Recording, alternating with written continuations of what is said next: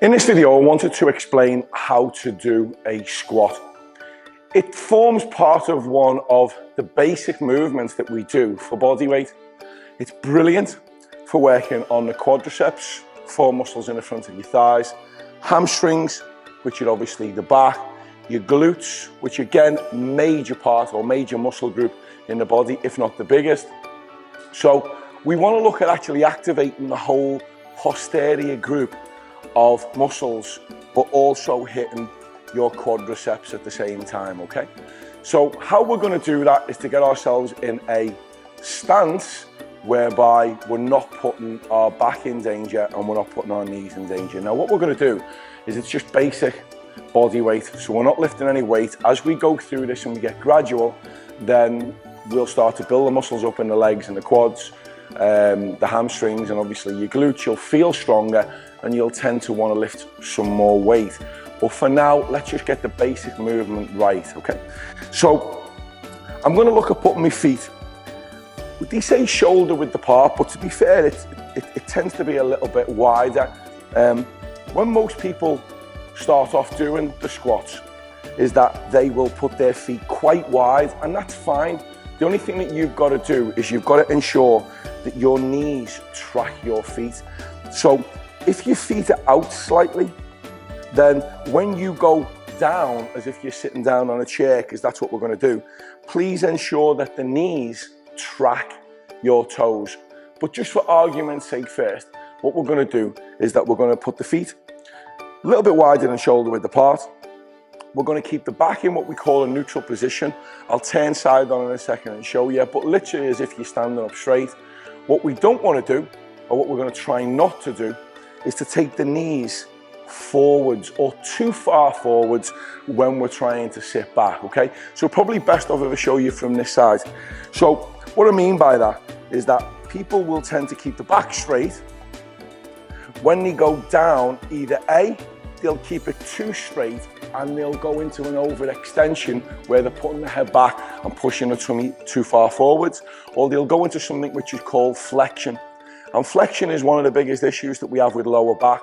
And flexion is that where we're crunching over and doing that with our lower back. And again, that's where it tightens up. If you think that if you're sitting at a desk all day, we're doing that. On a computer, if we're driving, we're doing that. So it's going to affect the lower back. So ideally, we need to be in, like I just said before, a neutral position whereby we're keeping the head up, the chin's level to the floor.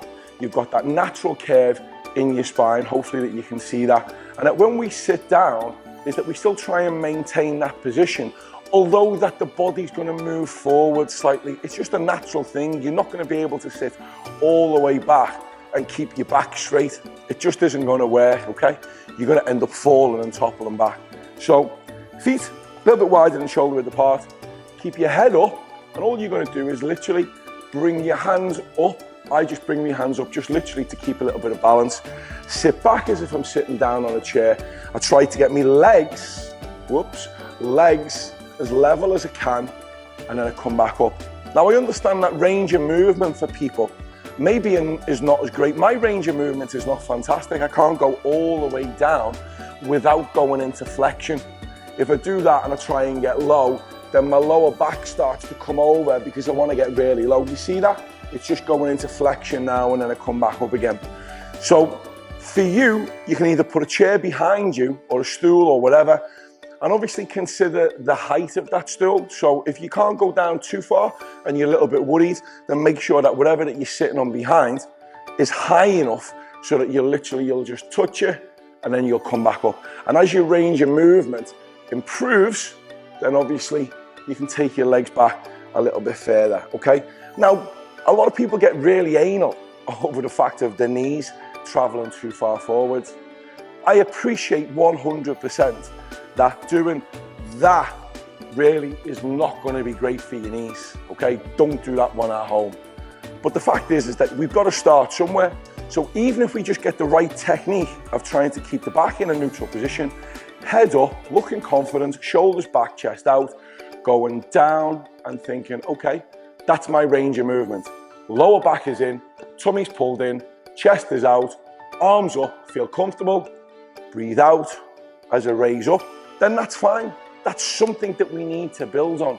But think about when you're doing the exercise, and again, you can even look in the mirror when you're doing this, looking side on or looking directly at the front, and looking at your body position, making sure that your knees are not going in, making sure that the knees are not going too far out when you squat. Like we said before, trying to keep everything in a line. And once you get more confident with this movement, then you can start adding dumbbells, you can hold something to your chest, a medicine ball or whatever. Or if you're working with your stuff at home, a big bottle of water, a 5-litre bottle of water, literally just going down and then coming back up again. So there's loads of variations on squats, but today really was more about explaining the basic of the squat, what we should be doing, how we should be doing it, and obviously the muscles that it's targeting as well. So like we said at the beginning, quadriceps, hamstrings, glutes, affects your lower back and also works on your hips as well, because your hips are hinging when you're sitting back, okay? You can see that hinge, back, and then back up again. So hopefully that's helped you today. Explanation of how the squat works, the muscles that it's working, and obviously the right technique to stop you from being injured. Thank you.